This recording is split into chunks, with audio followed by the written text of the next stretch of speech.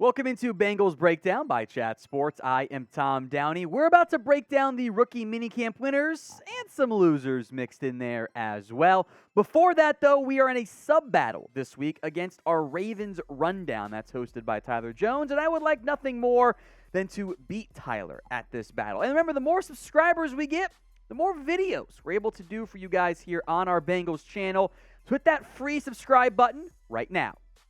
First up on the winner's side, Myles Murphy, the defensive end. I will make note off the top here, especially more and more in recent years, minicamps are not as maybe competitive, is the right word for it, as they used to be. It's a little bit more relaxed, toned down. It's almost more of an orientation training than it is, full pads, 11 on 11. The Bengals don't even had really a quarterback there necessarily. No UDFAs. Jake Browning's youngish, but they didn't really have that role there. So it is some drills, some training, but Murphy did impress the media who were there. Here's what Myles Murphy, and I love this quote, by the way, had to say about his goals, expectations, etc.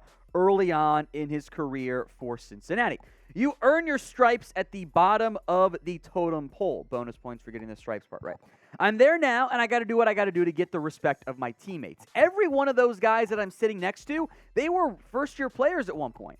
I'm going to be the guy that's in their ear. I'm going to be asking questions. That is the exact type of mature answer. Whether or not it's implemented, who knows? That's the exact type of mature answer you desperately want to hear out of your first-round pick. That he'll say all the right things and, in theory, eventually do them as well. Trey Hendrickson, Sam Hubbard, Joseph Asai, Terrell Basham, various levels of experience there, Cam Sample too. But the goal is to get more pass rush productivity out of this group. They've got some pieces, but the results haven't always been there the way that maybe they were expecting to have them there in the past. 40 tackles, 11 TFL, 6.5 staff. Murphy wants more production himself, but I love that pick out of Clemson. I think there's plenty of reasons to be excited about his role and impact early on in his Bengals career. So what rookie are you most excited about? Doesn't have to be the first-round pick. Could be even a day 3 selection. But what rookie are you most hyped about? This will be the pinned comments on today's show. So if the ad break comes here on YouTube, take advantage of it. Head down there and let me know. Next up is cornerback DJ Turner, and maybe you saw Dax Hill hyping him up. Well, Mike Hilton also hyped him up a pretty good amount. That's a very promising sign, given the fact that, long-term DJ Turner might replace Mike Hilton. But that's a future problem. It's another corner addition for a Bengals team that could have used the depth here. Here's what Mike Hilton, the Bengals nickel corner, said on DJ Turner, who offers some inside-outside flexibility. A guy that can come in there, cover a lot of ground, and make a lot of plays. Like I said, with Lou, that's referring to Lou, the DC, upstairs, I know he'll put some good stuff together. The way he makes plays in the ball, Dax said he can handle some similar physicality to me, and that's a great thing to hear. Hilton has said he's going to be, misspoke. Turner will be hanging out with Dax Hill, of course, former Michigan teammates there. I like the addition of DJ Turner. I thought it was really good value for the Bengals where they got him in round 2. There'd been a little bit of brief, I'd say, overhyped first-round buzz, but there was some of that here. And I think Turner, who played outside corner at Michigan, might start there for the Bengals because Mike Hilton's awesome, and I'm not trying to replace him, especially not this year. Cam Taylor, Britt, Chidobe Awuzie are, I think, a promising 1-2 punch. But medical stuff happens. Injuries happens. You want to have some better depth than, just Sidney Jones necessarily. Now, going back to Myles Murphy, his jersey is available. I know it says 1. It will be 99. The jersey you buy from Fanatics will have the right number. It's just they have not updated it on their site yet. But you can get yours today. chatsports.com/Myles Murphy. Links in the comment section and the description of today's show. Get your Myles Murphy rookie jerseys right now. Let's go to offense. Next up is Charlie Jones, the wide receiver, who I was higher on than most people coming out of Purdue. So I was very happy to see the Bengals end up getting him. He has spoken about a desire to be the punt returner. Special teams coach Darren Simmons hyped up Jones as well, which put 2 and 2 together. I think Charlie Jones is going to be your favorite for the return man job this year, which will impact others we'll get into later on in today's show on some of the loser side of things here. Jones did both kick returns and punt returns at Purdue. 45 kick returns over 1,000 yards, 77 punt returns, almost 650 yards there. So solid production. I believe he was at one point the Big Ten return man of the year back when he had transferred from Buffalo to Iowa and then transferred from Purdue and gets himself drafted because he played really well as an actual receiver. 2 touchdowns right there. I think long-term, the role for Charlie Jones is going to be the slot receiver, eventually replacing Tyler Boyd, but will be the return man in the short term, which, again, impacts one player in particular. So do you agree with me? Do you think Charlie Jones will be the main return man this year for the Bengals? Y for yes, N for no. Sound off in the comment section. Not a lot of actual practice, so I'm kind of getting a bit creative with these last 2 here. Shedrick Jackson, a.k.a. Shed Jackson, the rookie UDFA wide receiver out of Auburn. Thought he had some really fun quotes about being the nephew of Bo Jackson, in case you did not hear that when he first signed. He was asked, being a great athlete, you kind of like in the same regard as Bo there, because Shedrick ran a 4.27 40. He's crazy fast, and he said, that's what they say. I might be better in terms of being a better athlete, which, he's not, but it's funny. We have some of the same characteristics with the same speed, a great player. It's something I learned to live with. Obviously, it's going to be a big deal, especially with someone who is that big of an athlete.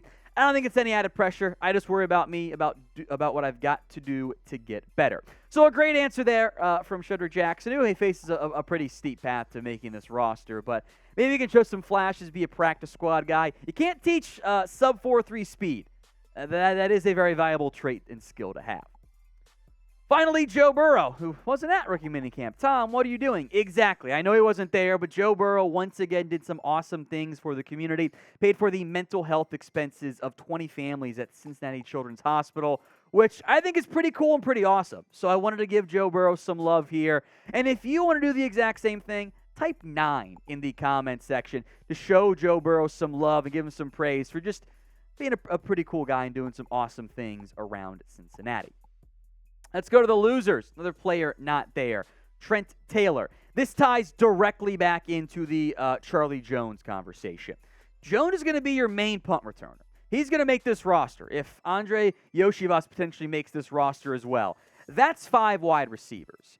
And Taylor's main job was return. There were some slot duties mixed in there as well. But the Bengals have a pretty darn good wide receiving core overall. I think one of the better ones in the NFL. There's also Stanley Morgan, Trenton Irwin. I don't think UDFA Mac Hippenhammer makes this team, but there's depth at wide receiver. And the Bengals will want to give the priority to Charlie Jones. So that means at least a reduced role, if not a full-on roster cut, if everyone's healthy and Jones, by the ways I think he should, for Trent Taylor. Similar mold here, that is Drue Chrisman, the punter, at least punter on the Bengals for now. Remember, they drafted Brad Robbins in the 6th round. Kind of a fun story about how Robbins and Chrisman know each other. OSU wanted him to walk on, be a backup to Chrisman, and then Robbins said, I want to play. I'm going to go to Michigan. And now Robbins might be taking his job. So I want to be nice on the loser side, but yeah. Finally, the NFL, and I think us as fans a little bit too. In particular, as it relates to the Black Friday game. It has come out since the NFL schedule release that the Bengals offered to play the inaugural Black Friday game, that they wanted to be the tradition team for it. They wanted to play every Black Friday. And I think that was a really smart idea from the Cincinnati Bengals. Like, that is a smart move by Cincinnati to try to become the team for that. Like, they wanted to be the team that, same way the Cowboys and the Lions are always the team on Thanksgiving. The Bengals wanted to be the team for Black Friday. Unfortunately, didn't happen, and I think the reason from Amazon is kind of lame. Here's what NFL VP of Broadcast Planning Mike North had to say. Amazon did reach out to us and just said, maybe, as you know, well, they're the retail leader in the space on Black Friday, and New York is, the biggest market, the number 1 retail market in the country. Maybe a game in New York might be a fun way to kind of introduce this concept. Really lame. There's no connection there. What I think really happened was Amazon's like, can we get some bigger market games? That's why they wanted New York and the Jets. So that's, I think, the underlying issue there. Maybe they'll change their tune next year. I think it'd be fun to play. You can wear the black jerseys every Black Friday, but didn't happen for the Bengals, but I do appreciate the intelligence, the smarts behind trying to make that happen for Cincinnati.